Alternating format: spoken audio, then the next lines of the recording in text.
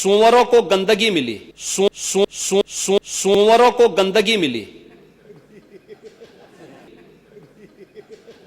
लेकिन खुशी उनको हो रही थी कि ऐसा आयोजन पहली बार हुआ और दुनिया के अंदर कहीं भी ऐसा आयोजन नहीं है जिस आयोजन में इतनी बड़ी संख्या में श्रद्धालुजन उपस्थित होकर के एक साथ एक मंच पर आकर के उन सभी आयोजनों को अपने अनुसार आगे बढ़ाने में योगदान दे रहे हैं। और ये हमारे लिए तो गौरव का विषय होना चाहिए कि गत वर्ष अयोध्या में श्री राम जन्मभूमि में प्राण प्रतिष्ठा का भव्य आयोजन हुआ, उसको भी दुनिया ने देखा। पूरी दुनिया अयोध्या के प्रति लालायित थी। इस वर्ष महाकुंभ का आयोजन आया, महाकुंभ के आयोजन के साथ हमें जुड़ने का अवसर प्राप्त हुआ और महाकुंभ के साथ साथ अयोध्या को, काशी को नजदीक से देखने का भी अवसर आम जन को प्राप्त हुआ है। और मेरा मानना है कि ये दो महाआयोजन, अयोध्या में से राम जन्मभूमि पर रामलला का विराजमान होना, महाकुंभ का आयोजन या उत्तर प्रदेश की दिशा से और भारत की दिशा से, एक भारत श्रेष्ठ भारत की दिशा से जो प्रधानमंत्री जी का विजन है उसकी दिशा से ये मील के पत्थर साबित होने वाले हैं। भारत के लिए, भारत की आध्यात्मिक परंपरा के लिए और भारत की आर्थिकी के लिए भी ये महत्वपूर्ण आयोजन होने जा रहे हैं। और मेरा मानना है कि यह पूरे आयोजन के प्रति लोगों के मन में जो भाव आया है वह भाव राष्ट्रीय एकता को मजबूती प्रदान करने वाला भाव है। पूरे कुंभ में आपने देखा होगा जो आप कहते हैं भेदभाव हुआ है, किसके साथ भेदभाव हुआ है?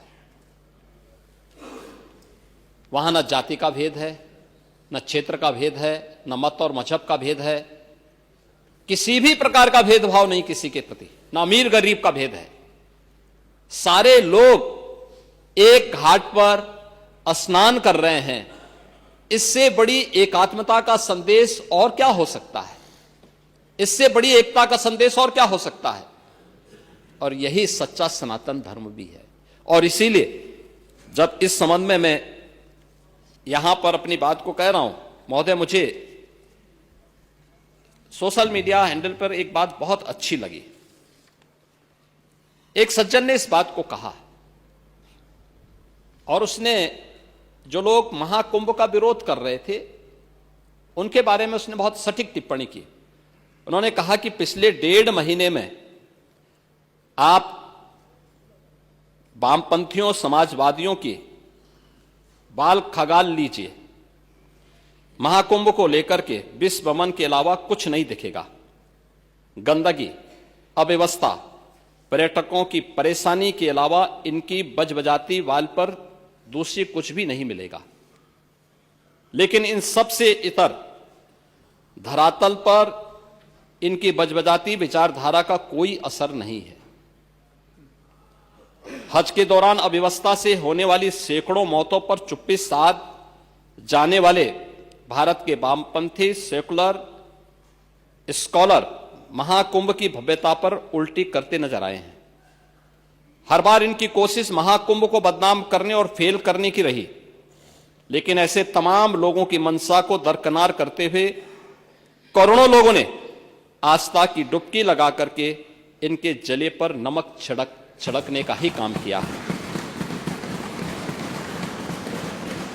उन्होंने आगे लिखा है कि महाकुंभ के दौरान दुखद हादसा हुआ, इसके बाद भी आस्था और विश्वास तमाम परेशानियों पर भारी पड़ी।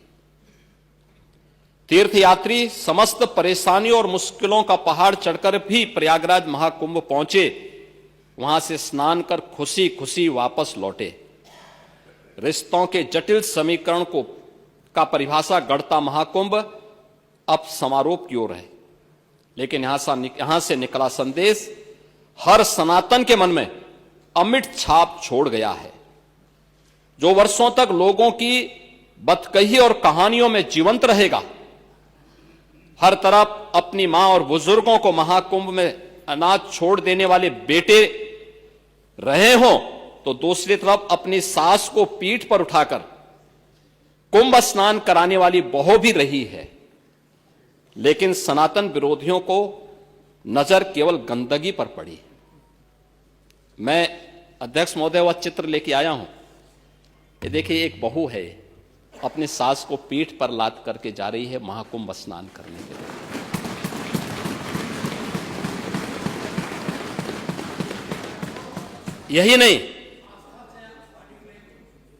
यही नहीं, आगे एक और बात कहते हैं। किसी ने सच कहा कि महाकुंभ में जिसने जो तलाशा उसको वह मिला। गिद्धों को केवल घास मिली, सूअरों को गंदगी मिली,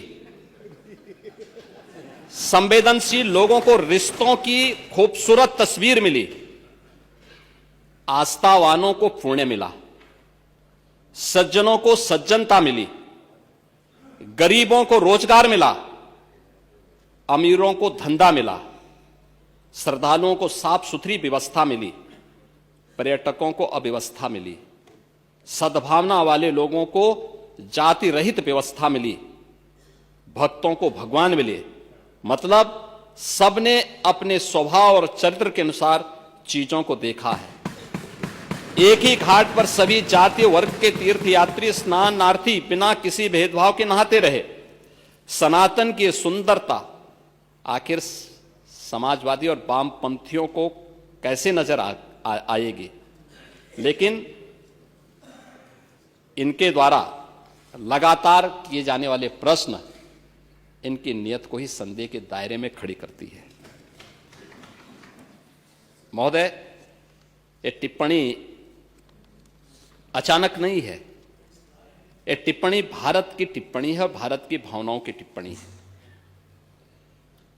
और जो स्वयं कुछ कर नहीं सकते थे, जिन लोगों ने अपने समय में इस पूरे आयोजन को अव्यवस्था और भ्रष्टाचार का शिकार बनाया था, आज वे महाकुंभ पर इस प्रकार की टिप्पणी करके भारत की भावनाओं के साथ ही खिलवाड़ करने का काम कर रहे हैं।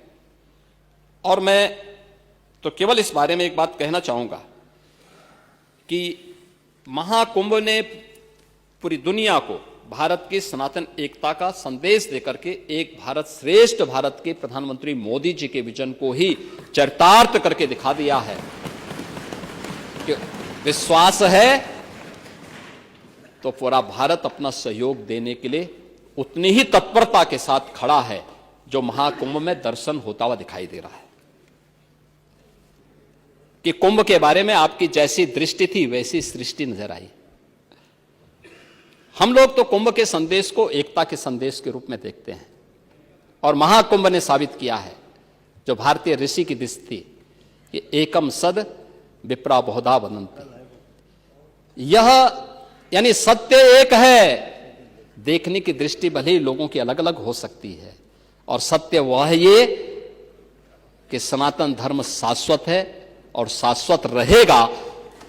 एकता का वह संदेश महाकुंभ ने दे दिया है। मैं फिर से आपसे कहूंगा कि आपका विघटन करना, तोड़ना, ये सभी षड्यंत्र बेनकाब साबित हुए हैं, आगे भी होंगे। लेकिन मैं आपसे एक बात का अनुरोध जरूर करूंगा, कुंभ के संदेश से कुछ तो सीखें, कुछ तो सीखें। और एक ही संदेश है कि साथ साथ चलने से ही विकास होगा, साथ साथ चलने से ही विकास होने वाला है। और ये कुंभ का सबसे बड़ा संदेश है, और उस संदेश को अगर हम अंगीकार कर सकेंगे तो बहुत कुछ कह पाएंगे, बहुत कुछ कर पाएंगे। विश्व प्लस जनहितक्किದು ಜ್ಞಾನದ ಜಾಲ।